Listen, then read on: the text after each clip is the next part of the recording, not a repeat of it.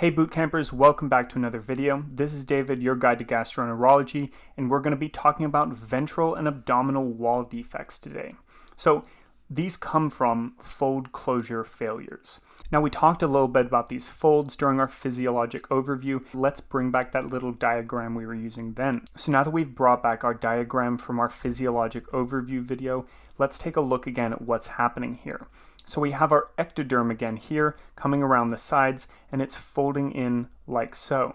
Now this squeezing that's happening here is what we're going to be discussing when we talk about a failure in lateral fold closure. So again, we have our midgut herniating out through this vitelline duct, this omphalomesenteric duct. And there are two main ways that this can fail. We can either have the midgut escape out the side, like so, or we can have the midgut herniate out like so and then stay outside of the body. Now these two things are called gastroschisis when it escapes out the side, and omphalocele when it escapes and stays within our peritoneal membrane. The other two fold closures are the ones that I've drawn out here. So this is again happening during week 3, but this view right here is looking at our fold closure happening from a posterior or a caudal through to cranial viewpoint. Meanwhile, when we're looking at it from a sagittal perspective, we're going to see our cranial end over here and our caudal end over here. A failure in proper caudal fold closure is going to result in something known as bladder exstrophy, which is where the bladder forms outside of the abdominal cavity.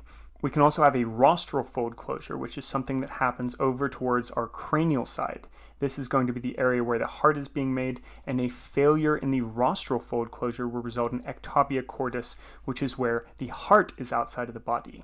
Now, these two things aren't particularly related to the gastrointestinal section. However, I just wanted to point them out to you because gastroschisis and omphalocele are essentially the gastrointestinal versions of bladder exstrophy and ectopia cordis. So let's get into our major herniations. The first one is going to be omphalocele. An omphalocele is going to present midline because this is a herniation through our umbilical ring into the peritoneal sac right here. This baby here is suffering from an omphalocele. You can see that the intestines are herniated out and they are contained within that peritoneum. So it's a herniation into the umbilical cord with the peritoneum present. Importantly, this has a lot of genetic associations, including trisomy 18, which is Edwards syndrome, trisomy 13, which is Patau syndrome, and Beckwith-Wiedemann syndrome.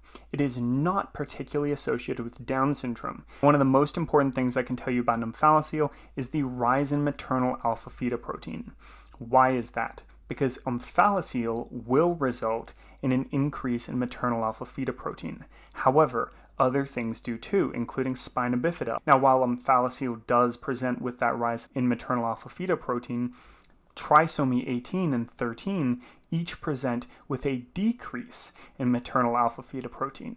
So you could actually end up with a normal maternal alpha-fetoprotein or an omphalocele that is hiding trisomy 18 or 13. So keep in mind that while trisomy 18 and 13 are associated with a decrease in maternal alpha-fetoprotein, normally omphalocele is associated with an increase, but that is variable. Meanwhile, gastroschisis is a whole different ballgame compared to omphalocele. Gastroschisis is classically right-sided, meaning that it doesn't come out through the umbilicus like the midline omphalocele, but instead it comes out on the right side paraumbilically, like so. And this is a herniation through the abdominal folds. Like I drew earlier, this isn't a midline herniation, this is a herniation out the side, like so.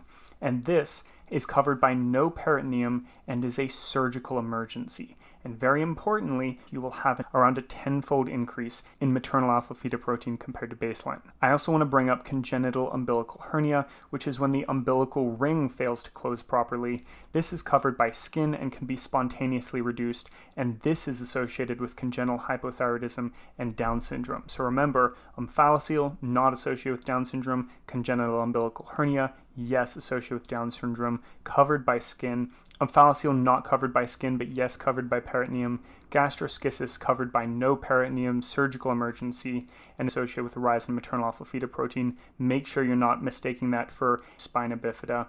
And then whether or not it's associated with another condition, including trisomy 18, 13 in Beckwith-Wiedemann for omphalocele, or congenital hypothyroidism or Down syndrome for your congenital umbilical hernia. That's it for this video. I hope you all enjoyed it, and I'll see you in the next one.